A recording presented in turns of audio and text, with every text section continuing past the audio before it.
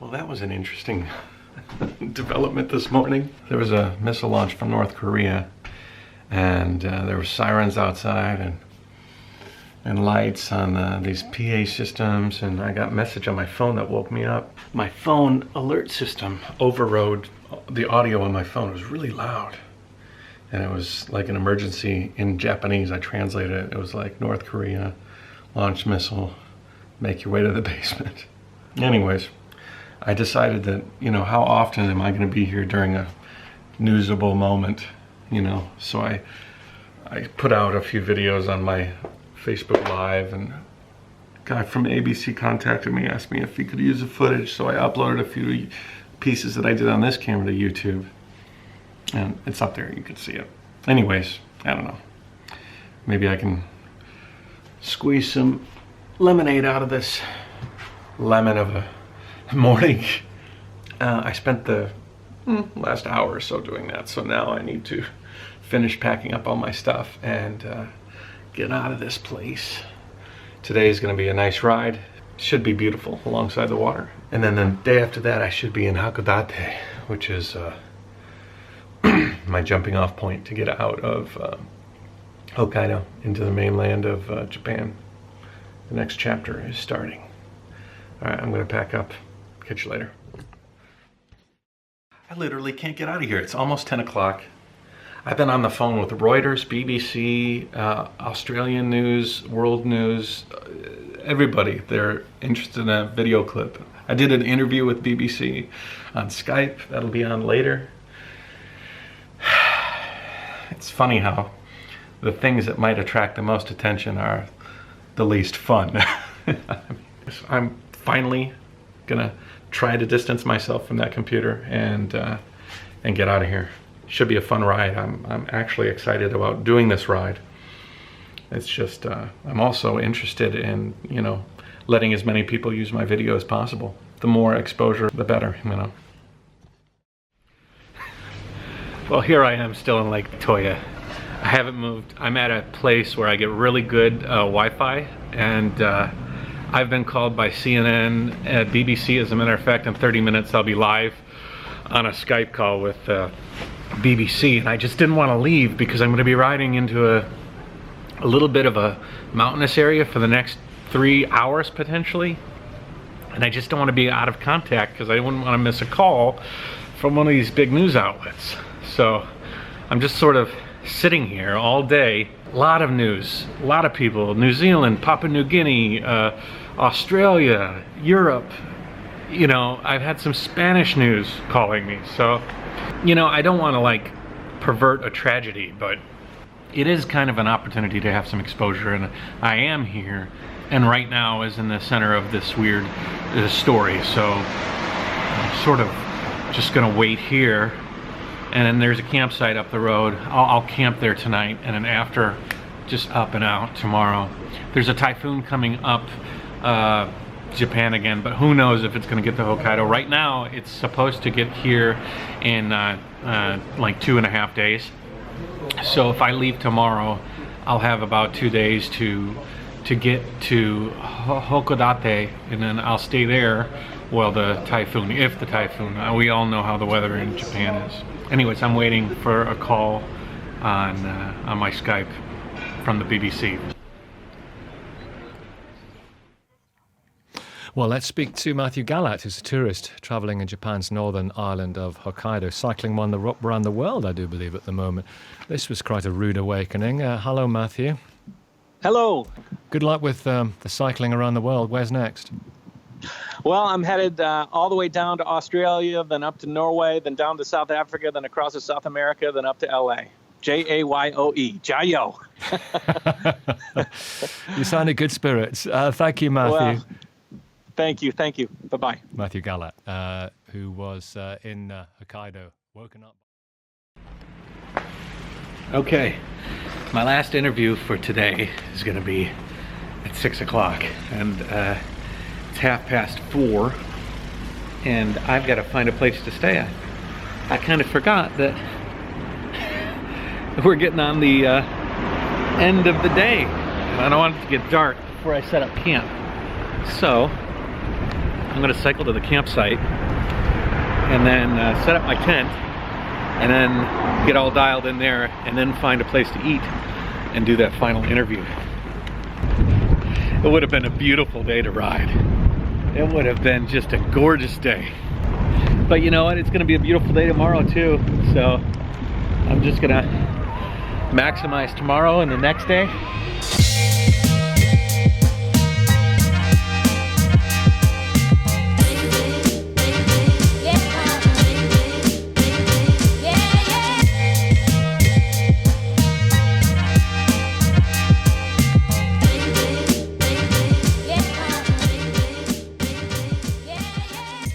Alright, that's a campsite over there. Question is, how do I get in there? It says it's an auto campsite. Last time I checked, I wasn't an auto. Although, I am the engine, and this is the chassis. So in a way, I am like an automobile.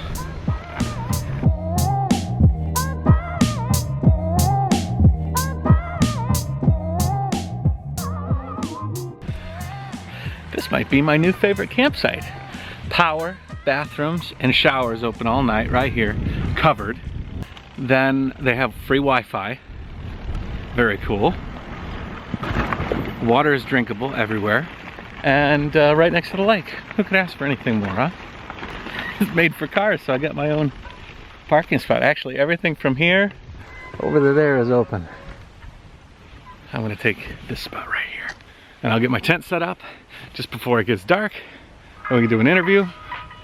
And yeah, pretty cool day.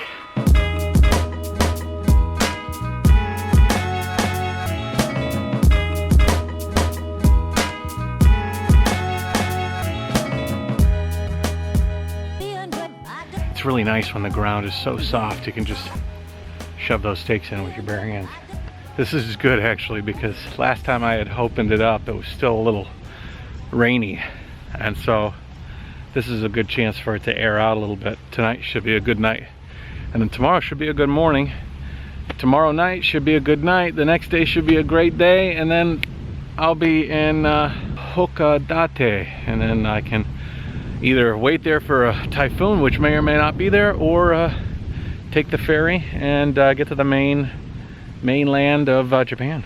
But one thing is kind of neat. You see, I was prepared to go today. I didn't realize that this video was going to blow up like it was, so I haven't really done much with my gear. I haven't ran many of my batteries down, so my ride computer, my battery backup, all those things I normally drain haven't been touched. So I should be able to just wake up, wrap up, and hit the road.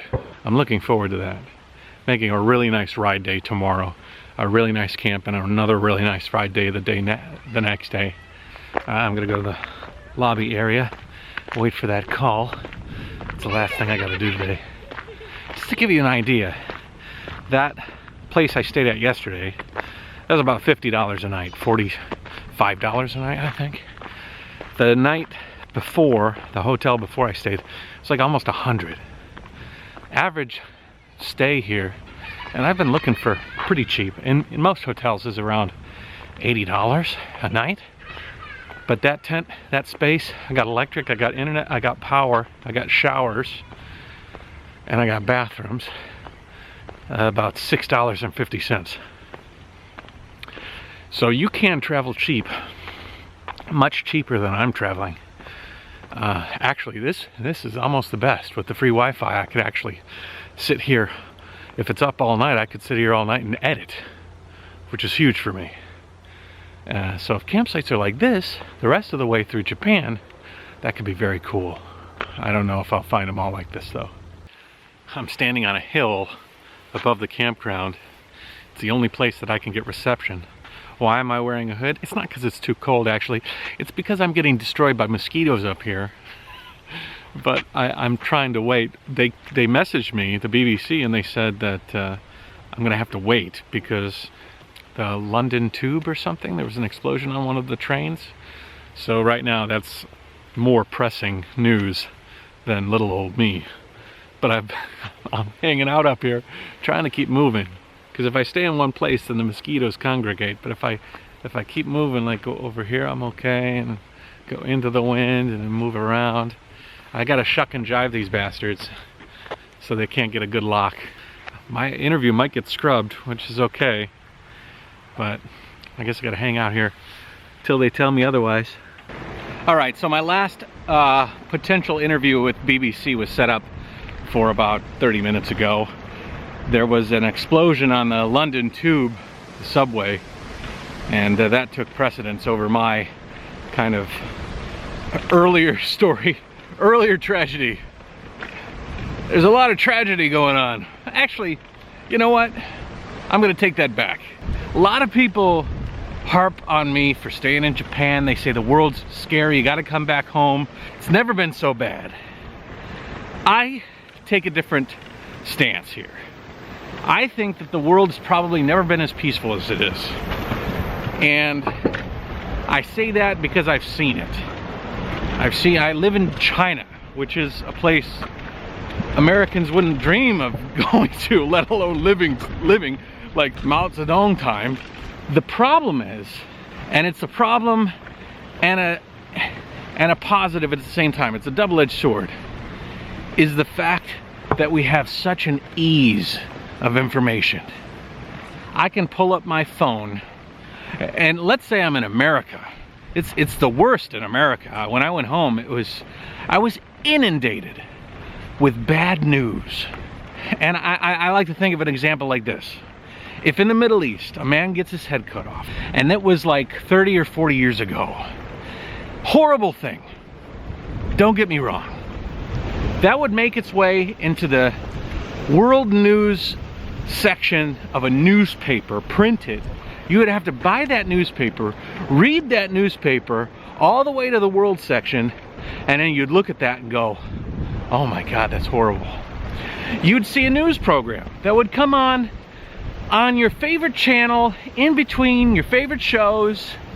You'd say, live at Fox 2, we have some news about, your favorite puppy, surfing on a surfboard, and in the world today, there was another execution by the terrorist group, blah, blah, blah. And you'd hear that, and you'd say, oh my God, that's crazy. But you would feel like it's far away, because you'd see it on some news program as some sort of like little blurb, and then it would disappear from your life altogether. But in today's day and age, somebody gets their head cut off, which again is a horrible thing. You see it everywhere, and you see it constantly, and you see it on your phone and your TV and from your friends, and it is so pounded into you that you feel like the world is apocalyptic. And I'll tell you what, there's some bad things happening. Some stupid people have some serious powerful weapons that can do a lot of damage. And there's some people without a lot of powerful weapons, but equally threatening. And you hear about them constantly. Like me, I have a catalog of 500 or 700 videos, 700 videos on my channel. 99% of them are positive, talking about different things that are happening, maybe little quirky negative points, but it's overall positive. And the thing that gets the traction is my perception of this missile that was fired from North Korea over Hokkaido. Horrible thing. But I was inundated with like 15 different news sources. I gave 2 interviews,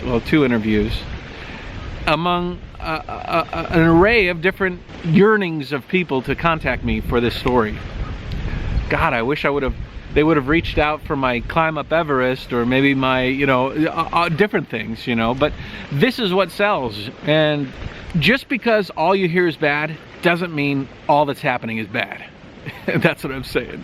And I believe that we are living in one of the most peaceful times in human history. The only problem is we're not hearing about the good, we're only hearing about the bad. And I was hoping that those interviews were a little bit softening, like kind of saying, Sure, this missile came over, but everybody here is going about their day.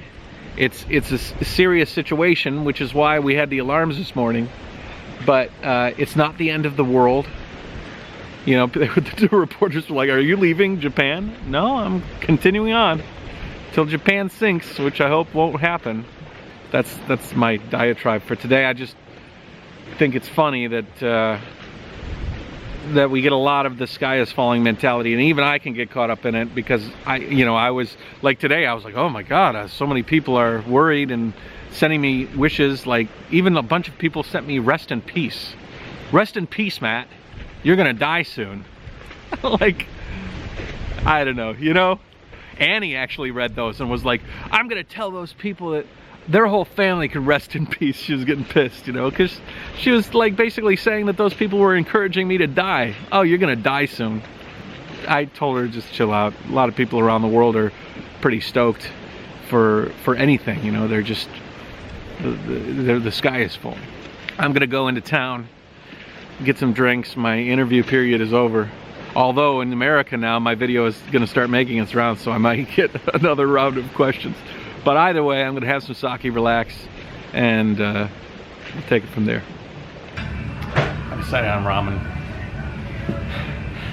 I love sushi, but the problem is that you can't eat enough to fill you up and not pay a ton. I always end up paying too much for, well, going over budget.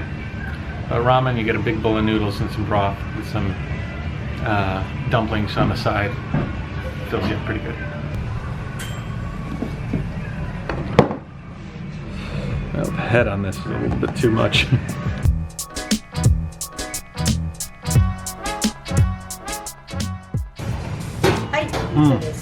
Uncle.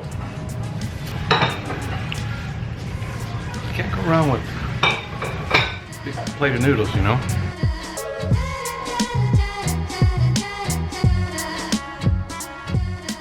Oh, honey. Oh, honey.